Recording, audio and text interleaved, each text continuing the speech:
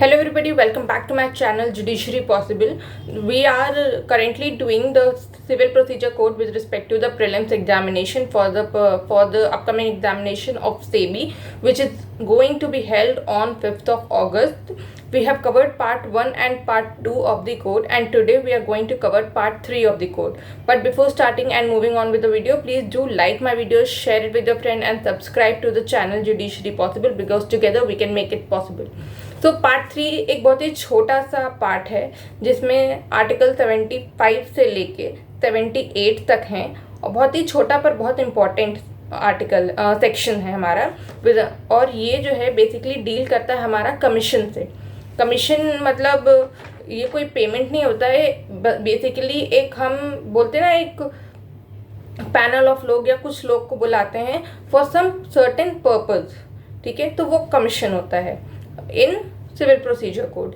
Now tell me कि CrPC में कौन से सेक्शन में कमीशन के बारे में बात की गई है। Please do comment down, right down the section in CrPC where the commission has been dealt with.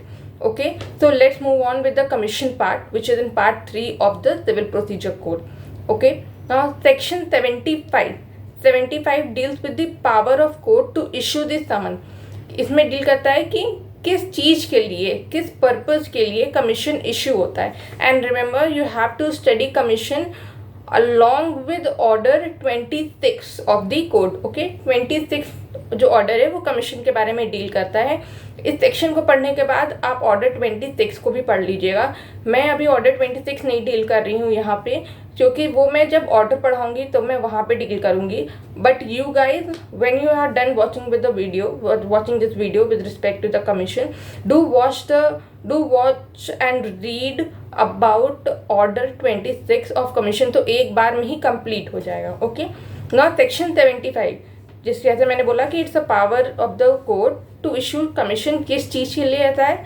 इसमें पहला होता है to examine the person for local investigation, to adjust और examine the accounts, to make partition, to hold scientific, technical और expert investigation, to conduct sale of property subject to speedy and natural decay, और to last जो है point वो है to perform ministerial act. ठीक है, अब इनको जो है हम ऑर्डर के साथ अगर डालें तो पहला जो पॉइंट है, जो ए है, टू एग्जामिन अ पर्सन, ठीक है, वो ए है, वो होता है ऑर्डर 26 के रूल 1 से 8 तक में। रूल 1 से 8 of order 26 deal with a part which is to examine the person. B point, to make local investigation, order 26 rule 9 and 10. Okay, to examine or adjust account, order 26 rule 11 and 12. To make partition, order 26 rule 13 and 14.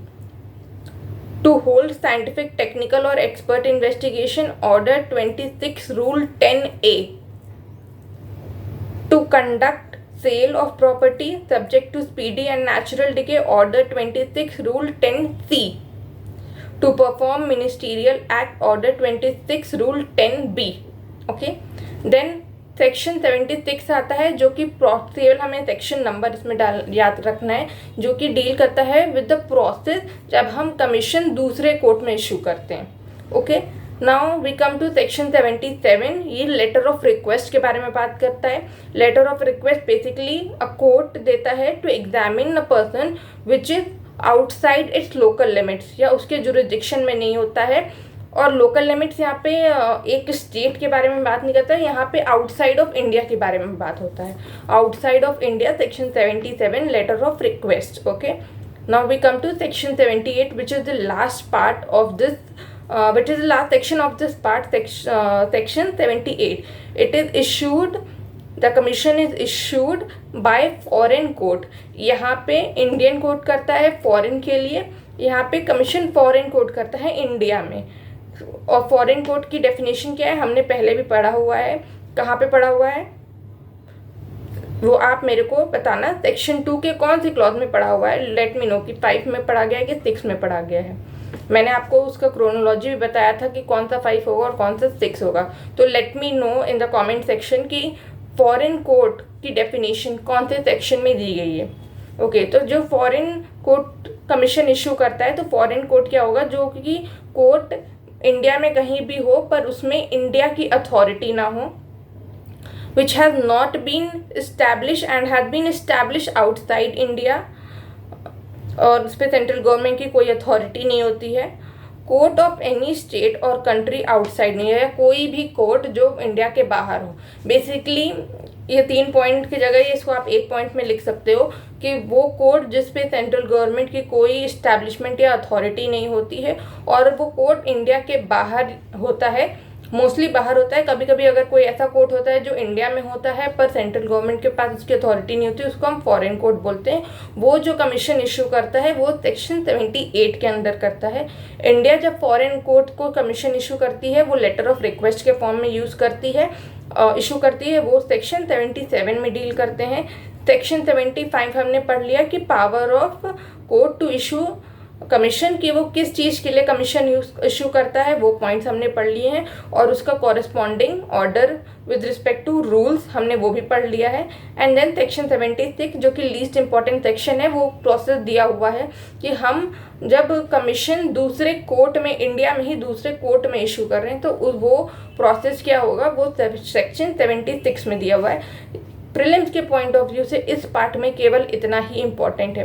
वो जो pointers है 75 के, please उसको याद कर लीजिएगा, क्योंकि MCQ form में ये पूछा जाता है। एक ऐसा दे दिया जाता है, कुछ भी जो 4 ऑप्शन होते हैं इसमें से एक ऑप्शन जो इस लिस्ट का पार्ट नहीं होता है वो दे देते हैं, और फिर उसमें बोल देते हैं कि आप गलत बताओ उसमें से कौन सा है। तो अगर आपको ये नहीं पता होंगे तो वो क्वेश्चन गलत हो जाएगा। तो प्लीज़ डू रीड, ये पॉइंट याद करना, you have to learn it. मैं ये जो सेक्शन 60 के लिए बोला था कि जस्ट रीड इट, ये आपको रीड ही नहीं करना है, ये आपको याद करना है। तो I hope you like my video, it is a small video to the crisp, इससे ज़्यादा कुछ नहीं पूछा जाएगा इस सेक्शन से, इस पार्ट से। And if you like the content of the video, then please do like my video, please subscribe to the channel, it will be really helpful and really motivated, and share it with your friends who are preparing for university examination or judiciary examination or any law examination coming forward. Thank you so much.